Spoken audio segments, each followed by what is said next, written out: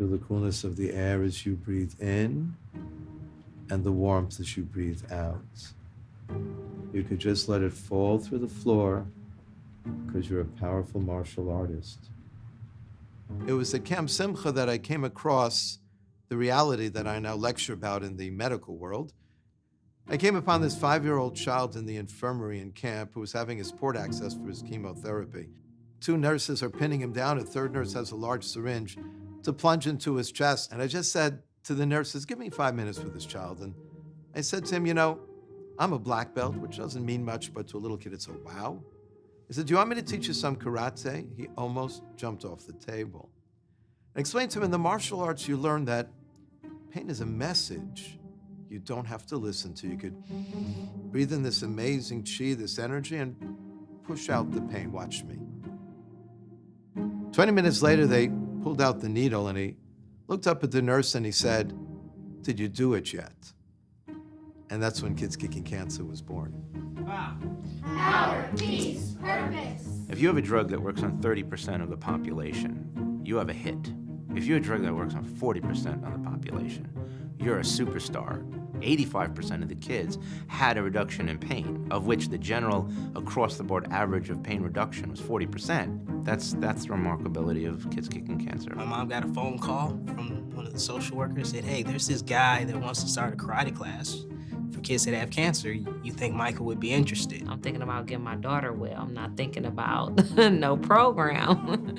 The martial arts is the carrot, but the key is giving the kids that internal strength for them to know that they can fight anything that comes their way. Not a physical opponent, but just the things that's going on within their body, and then the exterior things too, like frustration, anger. It's so empowering for them to come somewhere and feel like they have power, like they have purpose, like they're in control for that minute of time.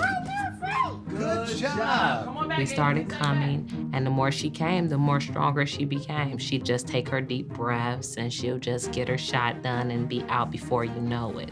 Doctors were still wanting to put me on pain medications, and I'd tell them, no, I'm a powerful martial artist. I'm gonna just breathe through it, push out the pain. You breathe in the light and you blow out the darkness. The light can be anything peaceful, nice, like world peace. You breathe out the darkness, like when something hurts really badly. We let our kids know you can fight that. You don't have to fall a victim to it. It just taught me to be strong about what I'm going through and taught me to teach the world. Their purpose is to teach the world. Once they've learned these techniques, once they've mastered them, now they have to go show the world. You know, if you can make someone's life here a little easier while we're here, because none of us are getting out here alive. 7, 8, 9. 1, 2,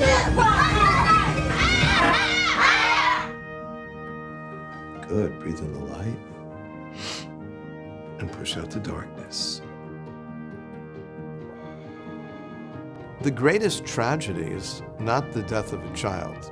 Some of these children have impacted this world so powerfully, and that light's forever. To me, the greatest tragedy is to be with someone who's 95 years old, who's dying, and they don't have a clue why they lived. My first teacher for the therapy of Kids Kicking Cancer began with my daughter. Today, her disease, leukemia, is a very, very treatable children's illness, but it wasn't the same thing 34 years ago. She would lie on top of me during the bone marrow transplant at UCLA. But one day she pushed herself off of me, and I saw her eyes were rolling back as if she were going into shock. And I said, "Sir Basha, come back to Abba." And she looked at me and she said, "No." And I said to her, "Well, we can go here. We go to the zoo. We can go all the places we talked about and dreamt about leaving the hospital to go to." And very clearly, she kept saying no. Then I asked her, "Where do you want to go?" The bed at UCLA was right next to the window, and she pointed up to heaven. And I said, "Do you want to go to Hashem?" Which means God. And she said yes. And that's when she took the bottle and began to drink it and seemed to calm down. But at that point, I felt I was talking to an old soul. and I begged her to stay. But in the process of her life and in her death, she taught us that no matter what we face in our lives, we can breathe in the light and blow out the darkness, and know that when you can illuminate this planet, which can know so much darkness, with that light, it makes all the difference in the world. One more strong bow. Power, peace, purpose. Power, peace, purpose. Power, peace, purpose. And that's power, peace, purpose.